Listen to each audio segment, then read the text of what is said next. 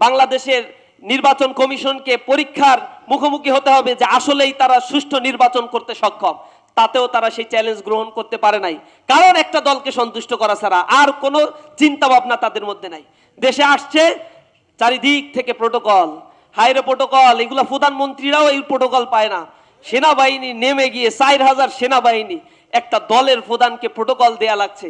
নিজ দেশের ভিতরে সে জনগণের সাথে সাক্ষাৎ করতে পারছে না, এত প্রোটোকল তাকে দিয়ে রাখতে হয়। কিসের এত ভয়? সে বলে দেশে আসা আমার উপরে নির্ভর করে না। তাহলে কার উপরে নির্ভর করে? তার দেশে আসা তো কোনো রাজনৈতিক দলের উপরে নির্ভর করে না, ইন্টারিম গভর্নমেন্টকে তো থোড়া কেয়ার করে। তাহলে তার দেশে আসা নির্ভর করছে কাদের উপরে, আর কাদের সাথেই বা মাসোয়ারা করে আবার সে দেশে আসছে? এগুলো মানুষ এখন প্রশ্ন করছে, জনমনে উদ্বেগের সৃষ্টি হয়েছে। এরকম রাজনীতিকবিদদের দিয়ে, এইরকম রাজনৈতিক দল দিয়ে কিভাবে নিরাপত্তা নিশ্চিত করা সম্ভব এই দেশের? আমরা উদ্বিগ্ন। মানুষ এখন উন্মুখ হয়ে আছে একটা বড় পরিবর্তনের জন্য।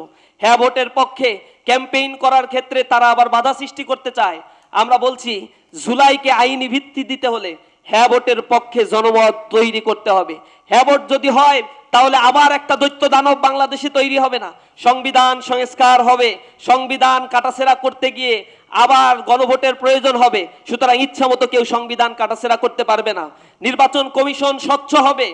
আর একটা দল ক্ষমতা থেকে চলে গেলে এরপরে তত্ত্বাবধায়ক সরকার ব্যবস্থা পুনর্বহাল এই গণভোটের মাধ্যমেই হবে, এবং তত্ত্বাবধায়ক সরকারের অধীনে যে নির্বাচন সামনে হবে এই তত্ত্বাবধায়ক সরকারে গঠিত হবে সরকারি দল, বিরোধী দল এবং অন্যান্য রাজনৈতিক শক্তিগুলোর একটা ঐক্যবদ্ধ প্রয়াসের মধ্য দিয়ে তত্ত্বাবধায়ক সরকার গঠিত হবে। এরপরে দুদকের ফরমেশন, স্বাধীন বিচার বিভাগ, এগুলো সকল সংস্কারগুলো এই হ্যাঁ ভোটের মধ্যে লুকায়িত রয়েছে।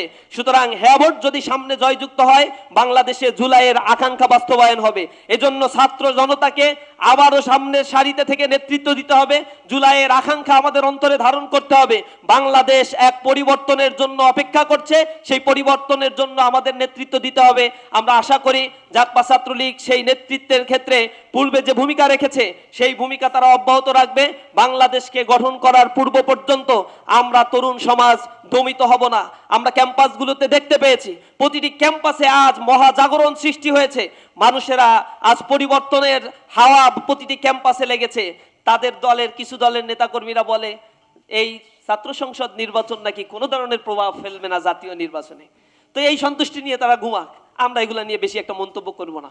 তারা যদি এতেই খুশি হয় তো আলহামদুলিল্লাহ, খুশি থাক। ছাত্র সংসদ নির্বাচনে যে ছাত্র সংগঠনগুলো অংশগ্রহণ করেছিল, যে ক্যাম্পাসগুলোতে নির্বাচন হয়েছিল, মনে রাখবেন এই ক্যাম্পাসগুলো হচ্ছে বাংলাদেশের আদি এবং প্রসিদ্ধ সমৃদ্ধ মেধাবীদের আতুরঘর হিসেবে পরিচিত এই ক্যাম্পাসগুলো। এই ক্যাম্পাসে যে ছাত্ররা পড়ে এরা ঘুমায় থাকে না। এই ক্যাম্পাসের ছাত্ররাই বাংলাদেশের জুডিশিয়ারি, অ্যাডমিনিস্ট্রেশন, ডিফেন্স ফোর্স, বাংলাদেশের আঞ্চলিক নিরাপত্তা, বুদ্ধিজীবী মহল থেকে শুরু করে বাংলাদেশের প্রতিটি অঙ্গনগুলো মুখর করে রাখে এই ক্যাম্পাসের ছাত্র জনতারা।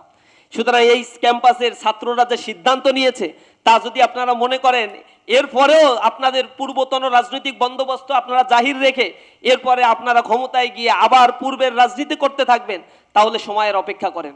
সময় আছে, এখন ফেরত আসেন। বাংলাদেশের প্রশ্নে আমরা একতাবদ্ধ হয়ে যাব। বাংলাদেশকে আধিপত্যবাদের করাল গ্রাস থেকে মুক্ত করার জন্য আমরা বাংলাদেশপন্থী হয়ে স্বাধীনতার সার্বভৌমত্ব, সাম্য, মানবিক মর্যাদা আর সামাজিক সুবিচার প্রতিষ্ঠার জন্য কাঁধে কাঁধ মিলিয়ে আমরা কাজ করব।